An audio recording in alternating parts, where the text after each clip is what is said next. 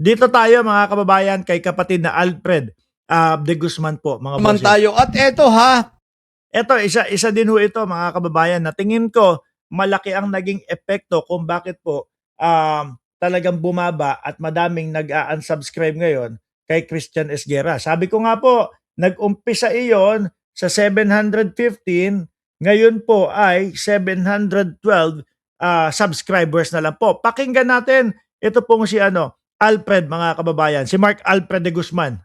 Si Pinoy Canada. hello guys, nandito na naman tayo. At eto ha, pag-usapan natin ngayon itong si Christian Esguerra, no? Okay.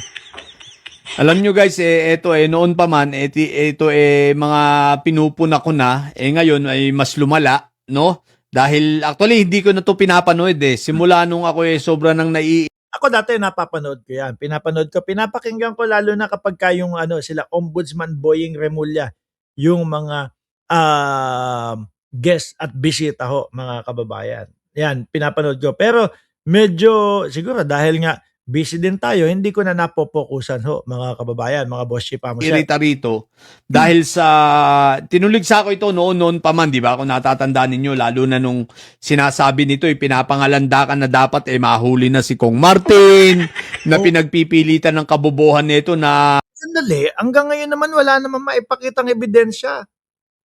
At mga testigo nila kay Congressman Martin Romualdez, yung sekator na mga na mga hampidan na mga paslupa. 'Di ba? Yun lang ho mga kababayan at ilang beses na din pong na yun. Nahuling mga nagsinungaling po kasama nila Baligod. Yun lang naman po mga bossing. Kung ganun, kung naniniwala siya, alam niyo mo, mahirap ang sitwasyon po ng mga sumisigaw na kailangan mahuli at makulong na si Martin Romualdez Mahirap po ang sitwasyon nila mga kababayan. Alam niyo kung bakit? Biruin mo, sisigaw ka. Like example dito sa administrasyon. Dito sa mga sumusuporta sa gobyerno, mga sumusuporta sa administrasyon. Yan po, mga critical ho talaga yan doon sa 14 na marites o yung 18 marites nung una. No? Talagang ayaw nilang paniwalaan niya kasi nga ay sinasama si Pangulong Bongbong Marcos at the same time wala silang maipakita na patunay na magnanakaw si Pangulong Bongbong Marcos o hinatira nila ng pera ng mga mali-maleta ang ating presidente. Ngayon, kung yun naman pong 14 na marites ang gagamitin nila versus kay Martin Romualdez, ang gulo. Hindi nyo pinapaniwalaan tapos pinapaniwalaan nyo. Hindi nyo papaniwalaan tapos gagamitin nyo sa ibang tao kapag hindi obra o hindi pabor sa inyo. Di ba? Naintindihan nyo mga kababayan? Kaya sabi ko, hirap ang sitwasyon nung mga tumutulog sa kay Martin Romualdez. marami na raw ebidensya laban kay Congressman Martin. Sino? At ano ang ebidensya? Hanggang ngayon wala akong nakikita. No, isipin nyo na ito ebidensya, sa sobrang kabubuan nitong si Christian, ebidensya na Sandali, grabe pala talagang bumanat si Pinoy Canada ho. raw itong mga pinagsasabi ng mga marites na mga mali-maleta na yan. Ito bang mga chismis? So simula nun, hindi ko na ito pinapanood Di ba? Dati sinusubaybayan ko pa tong hinayupak na to no. Lalo pag guest niya si Edo Manzanas, itong mga sa bagay mga paborito rin nitong guest yung mga nasa nasa Falls Asia no. Tsaka sa SWS no, maayos-ayos lang nitong guest palagay ko na napunta sa kanya pagdating sa mga survey firm itong sa Okta Research. Pero yung mga Falls Asia, di ba? Ito sila Ronnie Holmes, Diyos ko po Rudy. Anyway guys, ito pag-usapan lang natin itong si Christian Esguerra, no? Si Facts First, wow. Facts First talaga. Tulad ng sinabi ko, hindi ko ito pinapanood. Kaya lang, nung mabasa ko yung mga comments at nabasa ko yung pinagsasabi nito na Tsaka po kapag pumunta ho kayo sa Facebook, mga bossing, ang dami na po talagang ang dami pong nagagalit, ang dami po na sinasabi, nabudol ako, hindi ko dapat sinubscribe yan. At madami yung nagtanggal na ng subscription po kay Esguerra. sabihan na bobong. Kung hindi ako nagkakamali, nag-umpisa to doon kay Top 1 no? Narinig ko, kanino ko ba narinig yun? Kay Chris Ulo yata, narinig ko. Tapos doon sa grupo namin sa Facebook na gano'n nga, na nagkakaanuhan. Dahil nga sinabi ni Esguerra na kung hindi ka ano dito, tanga ka. Kung hindi ka kasabwat, tanga ka. Iyon po ay para po sa Pangulo natin, ha? Wala naman po ibang presidente kundi si Presidente Bongbong Marcos. Kung napalusutan ka ng insertion, tanga ka, no? Or kasabwat ka. Ang ating Pangulo, teka lang. Teka lang, no? Ito ano kasi alam nyo kung bakit. Nire-respeto kasi na Si Top 1, si Takero, si Chris Ulo, pati si Boss Mike Cervera pala. Yung pala ang mga napaumpisa ito, no? Napansin nila yung pagsasabi niya ng kung hindi ka kasabwat, tanga ka. natin yung mga kaibigan, naging kaibigan na natin ng mga pink, mga dilawan, dahil hindi naman lahat dito ay mga siraulo. Ito lang, si Christian Esguerra, napasama ito sa grupo siguro. Isa pa sa mga kakamping, mga boss chief amo, sir. No? Kitang-kita natin, karamihan po ng mga nasa pink, no, na sumusuporta kay Pangulong Bongbong Marcos eh. Kasi kung sasabihin mong may kinalaman ang presidente kasi siya ang lumagda dyan, parang sinasabi mo kung ano yung kagaya nung sinasabi ng mga DDS. Ganyan po yung naratibo nila eh. Ganyan po yung sinasabi nila eh. Mga bossing. 'Di ba? Sino ba ang lumagda nung mga insertion na yan? Sino ba ang sumulat diyan sa mga insertion na yan? Ganon yung sinasabi nila, mga kababayan, ng mga DDS. Sabi naman natin, sa umpisa, syempre, ipapaliwanag, magpapasa ng mga dokumento, ipapakita ang hangarin ng mga insertion na yan na maganda, no?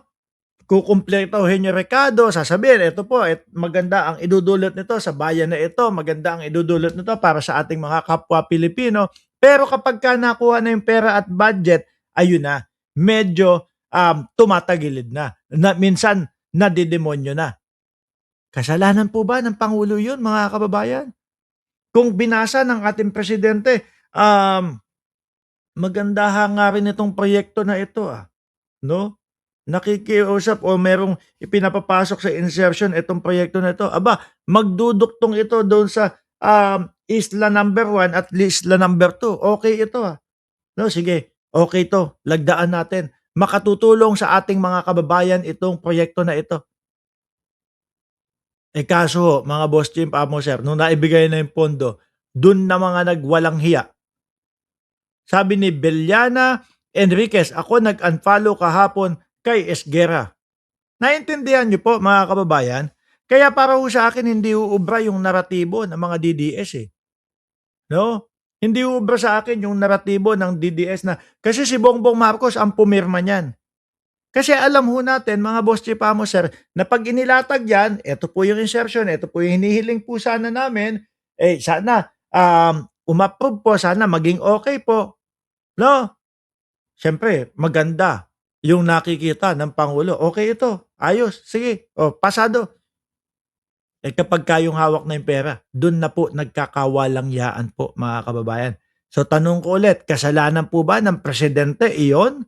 Hindi, dahil ang layunin ng Pangulo matulungan ng ating mamamayan gumanda ang sistema natin ho.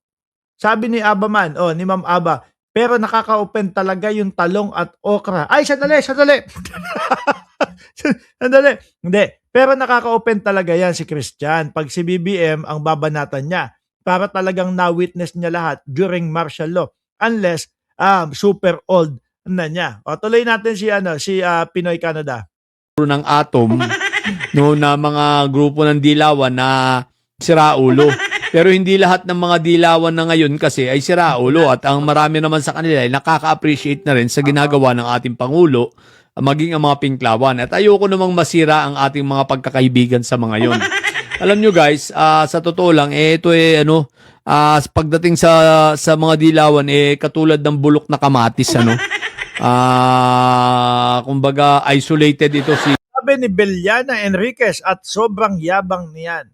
Siguro, siyempre, ilan na din po, 700 thousand followers, subscribers na din, no, mga Boss J Pamo, sir. No, pero kailangan kailangan kung magiging kritiko ka man, kung magki-criticize ka man, sa atin wala naman pong problema, eh. Okay lang po 'yan. Alang-alang sa bias na ano, pagbabasa ng mga sitwasyon. Pero kung lahaluan mo na talagang, yung mga tatawagin mong tanga, tapos medyo may pagka-DDS yung iyong ano, yung iyong, naratibo, magagalit ho talaga yung sumusuporta kay Pangulong Bongbong Marcos. Si Christian Esguerra, si Fox First. Wow! Talaga ang pangalan, Fox First, no? Kaya ka nga siguro natanggal sa ABS-CBN katangahan mo, eh. Oh, isa pa 'yun. Tsaka 'yun, isa din ho 'yun, mga kababayan. Siguro 'yun din yung, kaya ninyo nasasabi na may kayabangan, dahil may mga pangalan talaga. Hindi kagaya natin. Tayo ho, mga pipitsugin lang po tayo na mga vlogger. Pipitsugin lang po tayo dito sa social media. Hindi kagaya nila na may mga pangalan na po talaga, lalo na mainstream media. 'Di ba? Sabi ni PMA ng Ceresa Post, kung bumabatikos man yan si Christian sa mga Duterte, hindi nangangahulugan, sumusuporta yan sa gobyerno. Anti-Marcos yan, si Christian. Ever increasing daw ho. May Fox First ka pang nalalaman, Christian? Isipin mo, pinagpipilitan mo yung mga pinagsasasabi mo sa Pangulo, pinagsasasabi mo kay Kong Martin, tapos Fox First? Talaga ba? Sabi ni Ma'am Elina Umila, Boss Mark, kumikilos na ang mga CPP, NPA, NDF na nagtatago sa pagiging aktivista. Yang si Esguerra, ayaw nila ang Faxilica, gaya ng pag-ayaw nila noon sa nuclear panahon ni Ferdinand Marcos Sr. Sabi ni Ma'am Delia Rosario, makatanga si Panot, sarap chinelasin. Panot? Alam ko, sila Barsaga, yun, kaya po yung mga banks nun nakabagsak. Eto din ba? Hindi ko hindi ko nakikita kasi matagal ko na din hong napanood ito, mga Boss J Pamo, sir, eh. Matagal ko nang huling napanood siya kaya hindi ko na napapansin. O eto, makinig kayo dun sa mga kapanalig nito ni Christian Esguerra, no? Aba, wag nyo kaming sinusubukan, kaming mga loyalista. Baka diyan kayo mapahiya. Unang-una, nakikiisa ako sa panawagan ni Senator Trillanes na tayo ay magkaisa. Correct. 'Di ba? Labanan. Yun din po ang ginagawa ng ating presidente. Doon din po nakapokus ang ating pangulo, pagkakaisa. Kaya lang ang kumakalas lang naman po yung mga DDS, eh. Bakit po nadidiinan sila, no, ng gobyerno ni Pangulong Bongbong Marcos. Kasi nga po patas ang gobyerno na ito.